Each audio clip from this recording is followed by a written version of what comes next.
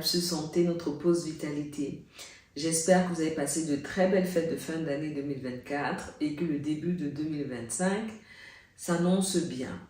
Donc aujourd'hui, c'est la première émission de l'année 2025 et je voudrais vous entretenir au sujet de la mauvaise haleine. Alors, je vais parler de ce sujet-là parce que c'est quelque chose qui peut entraîner ce qu'on appelle une rupture sociale, un isolement social quand on a conscience qu'on a une mauvaise haleine, quand on a conscience que ça peut embêter, déranger, importuner l'autre en face de nous, et bien pire quand on est sujet de raillerie ou de moquerie. Donc, je viens dire à ceux qui souffrent de mauvaise haleine, parce que ça peut arriver à n'importe qui d'entre nous, qu'il y a des solutions à condition de trouver la cause, bien sûr. Donc, la mauvaise haleine s'appelle l'halitose en médecine et elle vient du fait que des bactéries contenues dans la bouche, dans la salive, vont se proliférer et en particulier au niveau de la langue. Alors, quelles sont les causes possibles? Qu'est-ce qui peut entraîner l'apparition d'une mauvaise haleine? La première chose, la première cause, celle qui est la plus fréquemment retrouvée, c'est une mauvaise hygiène bucco-dentaire. Ça ne veut pas dire qu'il n'y a pas du tout d'hygiène, ça veut dire qu'elle se fait mal ou qu'elle n'est pas adaptée par rapport à la gencive, par rapport aux dents, par rapport à la bouche que chacun de nous a. Bien sûr, je donne un exemple. Moi, je ne vais pas aller utiliser une brosse à dents avec des dents dures. Ça va certainement me blesser. Contrairement à quelqu'un qui aura besoin de se brosser les dents avec une brosse à dents, qui a des dents dures. Donc, on voit que pour la même bouche, pour les mêmes soins qu'on va prodiguer, on va prendre des produits différents parce qu'on n'a pas la même capacité à résister au niveau des soins buccaux. Donc, l'hygiène buccale est quelque chose de nécessaire. Ça veut dire quoi? Mais ça veut dire que quand on a une mauvaise haleine, c'est pas qu'on se brosse mal les dents. On peut ne pas aller chercher les aliments qui sont coincés dans les dents ou par exemple utiliser le cure-dent.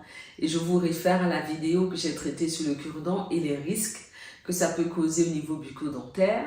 Ça peut aussi être, je viens de prendre l'exemple de la brosse à dents, d'utiliser une brosse à dents avec des dents qui ne sont pas adéquates.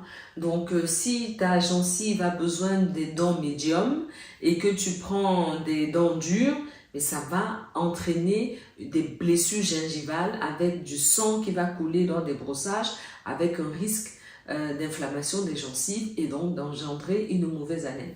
Donc on voit qu'il y a toutes ces choses-là qui peuvent entraîner, bien sûr, il faut s'assurer qu'il n'y ait pas de caries, il faut s'assurer que la bouche soit en bonne santé. Ensuite, la deuxième chose qui découle de la première, c'est tout ce qui est inflammation buccale.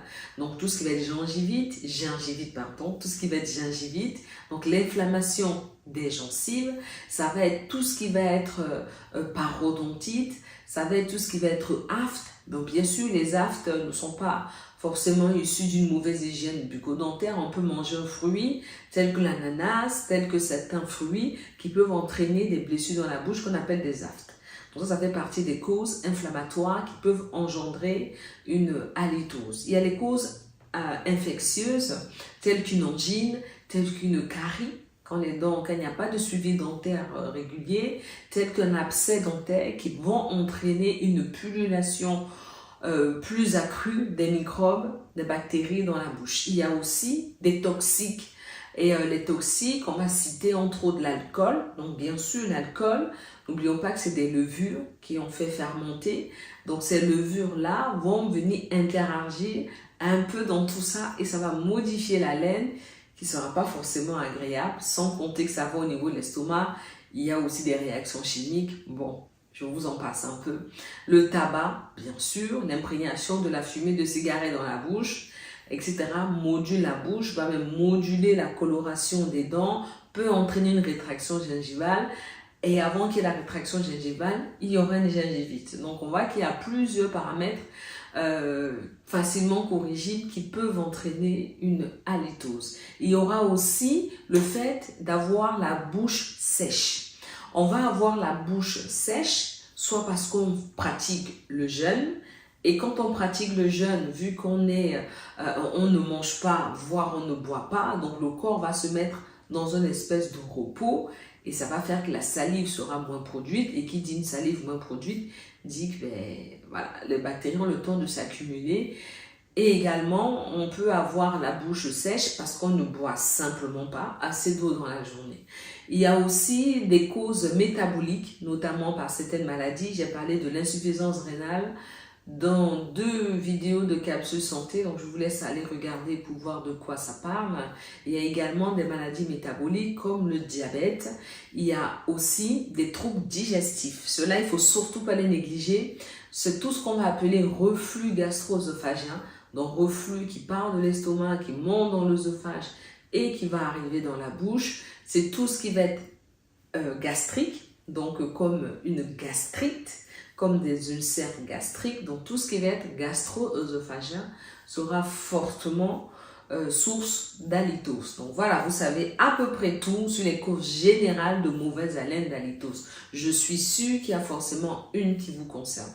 Au cas où ça ne vous concernerait pas, ça peut arriver, je n'ai pas cité les causes, il y a des causes médicamenteuses, donc regardez un peu dans les médicaments que vous prenez s'il n'y a pas des effets secondaires à type d'halitose.